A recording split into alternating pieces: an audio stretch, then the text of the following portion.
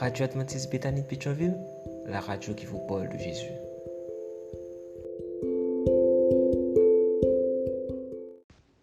La vigile matinale provient de l'œuvre de Monica Diaz, Méditation quotidienne au féminin.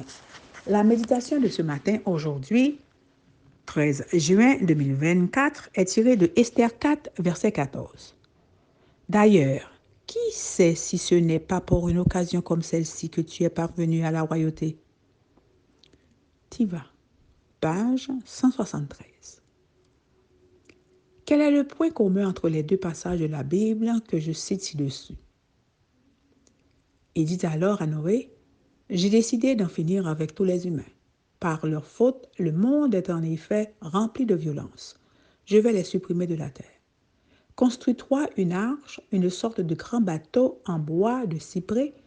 Tu l'aménageras en nombreux compartiments et tu l'enduiras de paix à l'intérieur et à l'extérieur. » Un homme de la maison de Lévi alla prendre pour femme une fille de Lévi.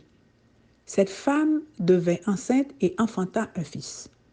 Elle vit qu'il était beau et elle le cacha pendant 3 mois.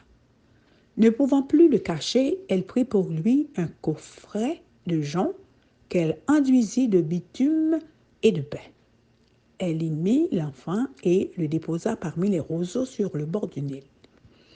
Notre langage actuel ne nous aide pas tellement à voir le lien entre ces deux textes bibliques, bien que certains mots, comme enduire et paix, puissent nous mettre sur la piste, puisqu'ils sont employés dans les deux textes. Mais si nous étions des lecteurs à l'époque de la rédaction de l'Exode, nous aurions immédiatement fait la relation entre les deux expériences et les deux personnages. Pourquoi?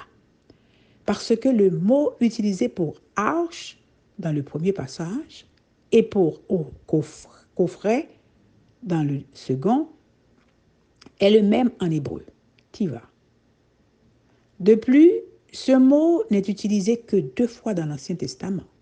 Premièrement, dans le récit de la délivrance de Noé et de sa famille lors du déluge, et deuxièmement, dans le récit de la délivrance d'Israël de l'oppression égyptienne lors de l'Exode.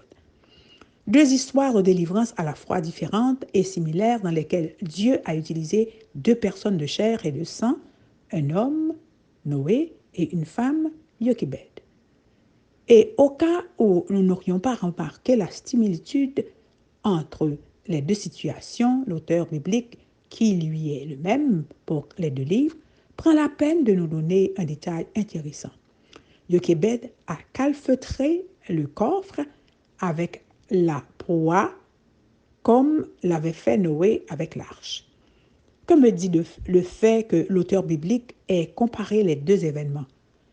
La chose la plus pertinente, qu'aux yeux de Dieu, les hommes et les femmes sont également valables, également sages ou également fous pour recevoir son appel. Il choisit simplement ce qu'il considère capable, sans préjugé de sa part et sans tenir compte d'aucun préjugé de notre part. C'est à nous de décider de mettre nos complexes de côté et de nous remettre entre ses mains pour être utilisés selon sa volonté. Car qui sait si ce n'est pas pour une occasion comme celle-ci qu'il vous appelle? D'ailleurs, qui sait si ce n'est pas pour une occasion comme celle-ci que tu es parvenu à la royauté? Amen, amen, amen. Tiva. Que Dieu vous bénisse. Bonne journée. D'autres émissions aussi intéressantes sont aussi disponibles sur notre site radioadventistebethany.com et aussi sur toutes les plateformes de podcast.